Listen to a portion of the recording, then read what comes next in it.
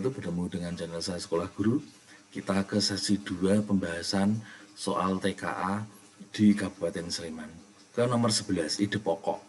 Ide pokok itu ada di kalimat utama. Jadi untuk mencari ide pokok itu sebenarnya mudah. Di SMP itu ide pokok biasanya kalau tidak di depan itu di kalimat terakhir. Untuk mencari apakah di depan atau di akhir, kita cek kalimat kedua. Jadi kalau kalimat kedua ini masih pembahasan dari kalimat pertama, langsung pembahasan dari kalimat pertama, berarti ide pokoknya di depan. Tapi kalau berdiri sendiri berarti ide pokoknya di belakang. Kita baca. Saat ini remaja dan dewasa muda menghabiskan waktu berjam-jam menelusuri konten-konten singkat. Di sini ada kata kuncinya menelusuri konten-konten singkat. Mereka mengalami penggunaan jargon internet yang berlebihan. Di sini malah membahas tentang jargon internet. Berarti tidak berhubungan secara langsung, tapi berdiri sendiri. Berarti kalimat utamanya di belakang. Kita cek. Di sini ada kata jadi. Jadi oleh karena itu, oleh sebab itu, maka dari itu membuktikan bahwa kalimat utamanya ada di belakang. Berarti ide pokoknya ada di sini. Berarti jawabannya ada di kalimat terakhir. Kita cek. Penelusuran konten singkat berjam-jam. Tidak ada tulisan itu di kalimat terakhir, adanya di kalimat pertama. Berarti ini bukan jawabannya. Penurunan kemampuan kognitif generasi muda. Di sini memang ada kemampuan kognitif, tapi tidak ada tulisan penurunan. Penurunan ada di kalimat kedua. Mana ini. Berarti ini jawaban yang salah. Pentingnya memahami brain rot yang berdampak negatif. Di sini ada penting memahami brain rot berdampak negatif. Di sini ada dampak negatif. Berarti ini jawabannya.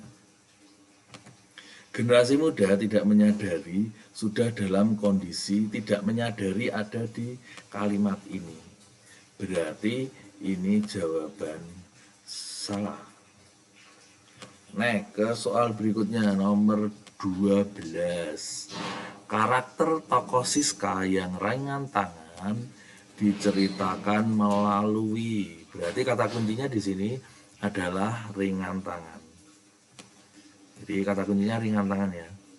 Kemudian penyebutan secara langsung. Kalau secara langsung berarti itu pengarang menyebut secara langsung. Misalnya di sini tokoh Siska anak rajin. Ini berarti penyebutan secara langsung. Kemudian gambaran fisik itu wajahnya buruk, tapi belum tentu hatinya itu buruk. Jalan pikiran tokoh berarti yang dipikirkan tokoh. Misalnya, hari ini sangat dingin, lebih baik aku malas bangun. Itu berarti wataknya malas, itu jalan pikiran. Tindakan berarti apa yang dilakukan. Berarti ringan tangan ini kita lihat dulu. Sejak kecil Siska dikenal sebagai anak yang tidak bisa diam jika melihat orang lain kesusahan. Tidak ada di sini bukti ringan tangan. Kemudian ringan tangannya itu kita cek. Oh, ini ia justru membantu Nenek Ida membersihkan singkong dari sisa tanah liat hingga benar-benar bersih. Berarti ringan tangan di sini itu suka membantu. Ini dari tindakan tokoh. Berarti jawabannya adalah D. Soal nomor 13. Amanat yang sesuai lebih dari satu jawaban atau MCMA. Amanat itu berarti pesan yang disampaikan pengarang kepada pembaca. Kita cek. Kalau di situ ada perilaku, itu bisa kita lihat sebagai amanat. Nanti kita lihat. Liburan sekolah kali ini terasa berbeda bagi Reno. Biasanya ia menghabiskan waktu bermain game dan bermalas-malasan. Namun ia setelah mendengar cerita dari gurunya tentang panti asuhan, hati Reno tergerak. Ia memutuskan untuk menyalurkan sebagian uang tabungannya bukan untuk membeli konsol game baru, melainkan memberi buku cerita. Ini nanti diberikan kepada anak yatim. Ini berarti ada amanat Kita cek yang sesuai dengan itu. Kita harus memprioritaskan kebutuhan anak-anak panti asuhan. Kita harus menyayangi adik dan memberikan perhatian yang cukup. Enggak ya? Ada saatnya kita harus berbagi pada orang lain yang lebih membutuhkan daripada untuk membeli konsol game. Berarti ini bisa menjadi jawaban.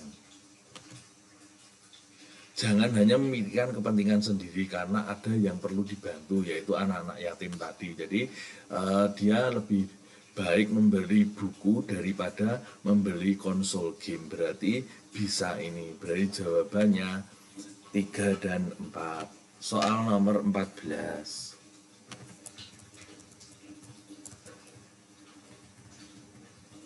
Ringkasan teks tersebut. Jadi ringkasan itu gabungan dari kalimat utama dan kalimat utama paragraf pertama dan kedua. Jadi bisa jadi ketika kalimat utamanya itu berupa kesimpulan di belakang, berarti paragraf pertama di depan, paragraf kedua di belakang, misalnya seperti itu. Tapi kita cek dulu ini deduktif atau induktif. Konsep ini tuh berarti konsep khas kejugjaan. Ini berarti kalimat utamanya ada di kalimat pertama. Kemudian nilai-nilai kekhasan ini berarti ini juga di kalimat pertama. Berarti nanti jawabannya ada di kalimat pertama dan kalimat pertama. Kita cek. Untuk mencarinya sebenarnya mudah. Jadi dua jawaban terdepan, dua kata atau tiga ini kita cek di atas, kemudian dua di belakang itu kita cek di bawah. PKJ sebagai inisiatif DIY, adakah di kalimat pertama paragraf pertama? Ada, berarti sampai sini itu betul. Seluruh proses pendidikan, adakah seluruh proses pendidikan di sini? Berbagai ini, seluruh proses pendidikan ada di sini. Ini di sini. Berarti jawabannya A. Pilar utamanya, tidak ada tulisan pilar utama di sini, berarti salah. Tidak ada tulisan sopan santun di kalimat pertama paragraf kedua, tidak ada ini, berarti jawabannya A gitu ya. Nomor 15. Sinopsis.